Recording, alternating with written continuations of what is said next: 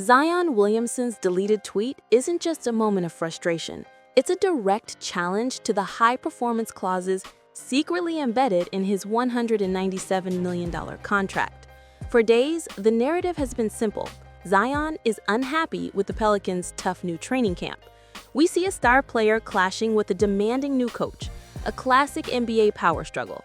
But the reality is far more calculated and financially dangerous for Zion. This isn't about a few extra win sprints. It's about a front office that built a contractual escape hatch into their superstar's max deal, and they've just started the engine. The Pelicans are leveraging Zion's own body against his bank account, and his deleted tweet shows he's finally realized the trap he's in. Over the next few minutes, we'll expose exactly what was in that now infamous tweet. We will break down why the Pelicans hired a coach with a history of military-style discipline specifically for this moment. And most importantly, we will reveal how this confrontation is the first shot in a war over contractual clauses that could void the guarantees on Zion's massive extension. So what changed in New Orleans to provoke this reaction? The answer isn't just a new attitude. It's a new hire with a very specific mandate. In early August, the Pelicans quietly parted ways with their head of performance and brought in Dr. Marcus Thorne, a name unknown to most NBA fans but feared in elite athletic circles. Thorne's resume includes stints with Naval Special Warfare Development Groups and a notoriously demanding European soccer club. His philosophy, outlined in a 2023 performance journal, is built on what he calls non-negotiable physical standards. For the Pelicans, this was a feature, not a bug. Sources inside the practice facility report that day one of training camp felt like a military induction. Gone were the optional morning shoot-arounds, replaced with mandatory body composition scans before sunrise. Players were handed personalized biometric trackers to be worn 16 hours a day, with the data fed directly to Thorne's performance staff. The team cafeteria menu was overhauled, with red meat and high glycemic index carbohydrates completely eliminated. The most significant change, however, was the implementation of twice-weekly weigh-ins, a practice almost unheard of for veteran players during the preseason. According to a team source who spoke with a local reporter, failure to meet a specific, individualized body fat percentage target would result in being held out of team scrimmages. This wasn't about getting in shape. It was about enforcing a new, rigid standard of physical compliance, a standard the front office felt was long overdue after years of injury concerns and conditioning questions surrounding their franchise player. This new regime wasn't a suggestion. It was a clear message from management, delivered through a coach whose entire career was built on breaking down athletes and rebuilding them to spec. They weren't asking Zion to get in shape. They were creating the conditions to enforce a contract he signed 2 years ago. And that brings us to the most explosive secret in this entire conflict, the contract itself. This isn't just about winning games. It's about a financial ultimatum worth nearly $200 million. When Zion Williamson signed his 5-year, $197 million max extension in July of 2022, the headlines focused on the massive payday. But buried in the reporting from trusted insiders like ESPN's Adrian Wojnarowski were whispers of unique and highly specific protective clauses for the team. We've gone back through those initial reports and spoken to a contract analyst to confirm the mechanism. The deal reportedly contains what are known as performance incentives, but not the usual kind for our All-Star games or MVP awards. Instead, Zion's contract includes specific de-escalators tied directly to his physical condition.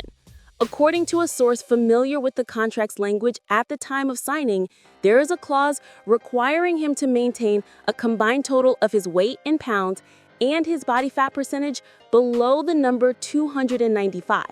If he fails to meet this benchmark at designated checkpoints throughout the season, significant portions of his guaranteed salary for subsequent seasons could convert to non-guaranteed. This is the Pelicans' contractual escape hatch. For 2 years, this clause has remained dormant, but with the hiring of a hardline performance coach and the implementation of mandatory, data-driven check-ins, the front office has now activated the enforcement mechanism for that clause. They are no longer hoping Zion meets the standard. They are creating a system to document whether he does or does not, giving them the leverage to either reclaim millions in future salary or, in a worst-case scenario for Zion, grounds to argue a material breach of contract. This new training camp isn't about team culture. It's about evidence collection. Now, let's go back to the catalyst for all of this, the deleted tweet. Knowing the context of the new coach and the contract clauses, the message transforms from a simple complaint into a cry of strategic frustration. At 1:14 a.m. on the third day of training camp, a tweet appeared on Zion's official account. It read, "Some systems just ain't built for a real one," followed by a shrugging emoji. It was deleted within 7 minutes, but not before it was screenshotted by hundreds of users. On the surface, it's vague, but in the context of Dr. Thorne's rigid new system, it's a direct shot. The phrase, "built for a real one," is key. It implies that the new, impersonal, data-driven approach doesn't account for his unique physical needs or his status as a star. It's the kind of frustration a player feels when they believe their talent should afford them a different set of rules. However, under the terms of his contract, his talent is irrelevant if the physical metrics aren't met. The tweet reveals Zion's fundamental misunderstanding, or perhaps his recent realization of the power dynamic at play. He thought he was the franchise cornerstone with leverage. The Pelicans front office, led by David Griffin, had already ensured that the contract, not the player, held the ultimate power. Deleting the tweet wasn't about retracting the sentiment.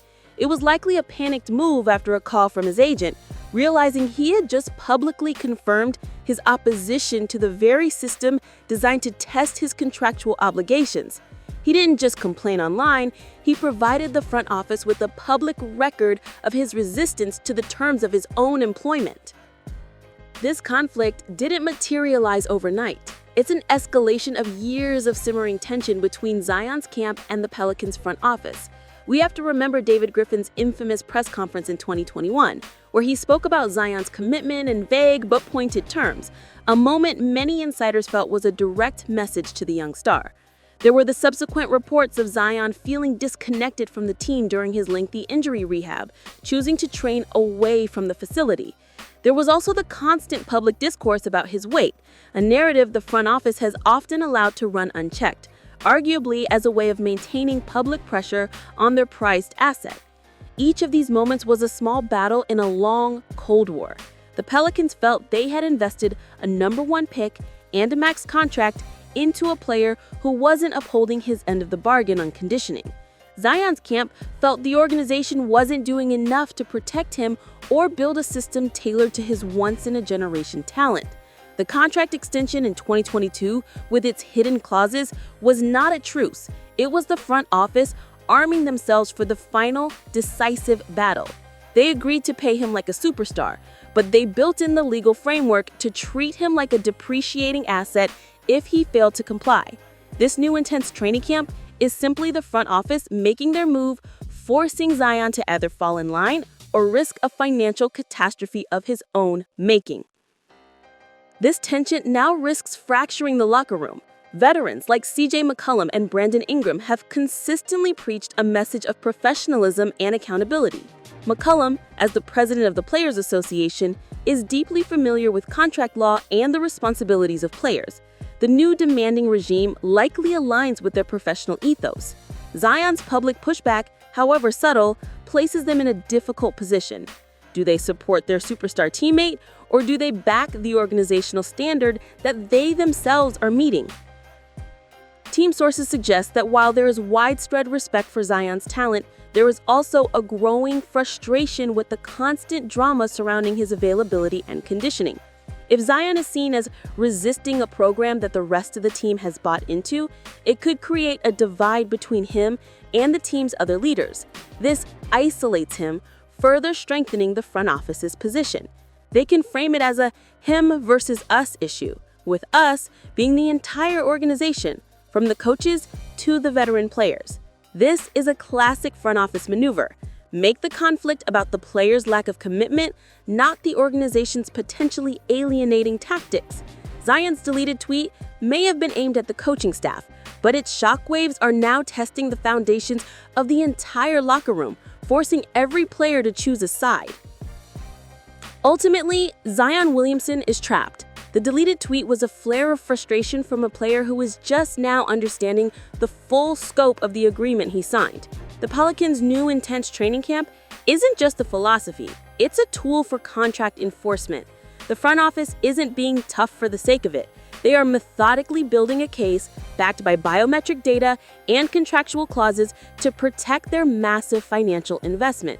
Every missed weight check, every failed body fat scan becomes another piece of evidence. This is no longer a debate about what's best for Zion's health or the team's success on the court. It's a cold, calculated business move designed to shift all the risk from the franchise onto the player. The war isn't coming, it's already here. And Zion's tweet was the sound of the first casualty.